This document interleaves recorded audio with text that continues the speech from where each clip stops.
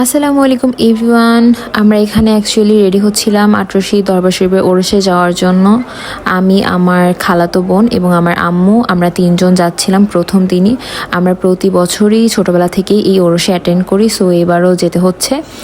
আর আমরা এখানে বের হলাম বাসা থেকে, এবং আমাদের বাসার আশপাশে যাদেরকে দেখতে পারতেছেন এরা সবাই সনাতনী ধর্মী। আটরশি ওরসেই তারা আসে, হিন্দু ক্যাম্প হিসেবে তাদের সংস্থা আছে, তো ওইখানে আসে। এবং আমাদের বাসার আশপাশে সব আটরশি জায়গা হওয়াতে তো এখানে তারা থাকে এই 4 দিন।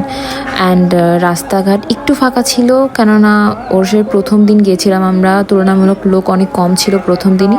আর এটা হলো গিয়ে দরবার শরীফের মেইন গেট, আর এটা হলো গিয়ে মাদ্রাসার সামনের দিকটা।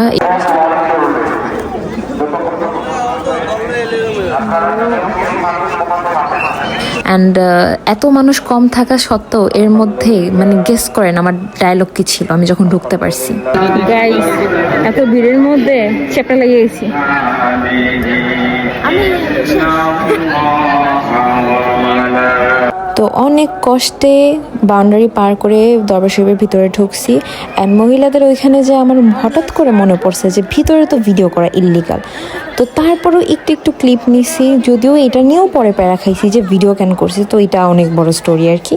তো এইখানে ভাই আমি হেল্প করতেছিলাম, তো আমার বোন এটা নিয়েও মজা করতেছিল যে আমি নাকি মানে ভদ্র হয়ে গেছি এখন। ভাই আমি কেমনে বুঝাই, আমি জন্মগতই ভদ্র, লিটারেলি আমি ভদ্র জন্মগত। তো যাই হোক, আমাদের দরবার শরীফে মেন আসার কারণ হলো গিয়ে রজা শরীফে যাওয়া।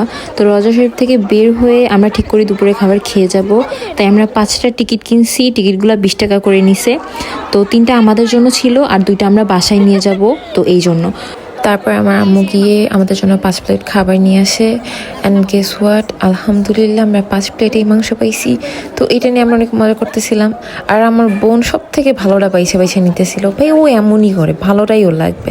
তো যাই হোক, আমরা খাওয়া দাওয়া শেষ করলাম।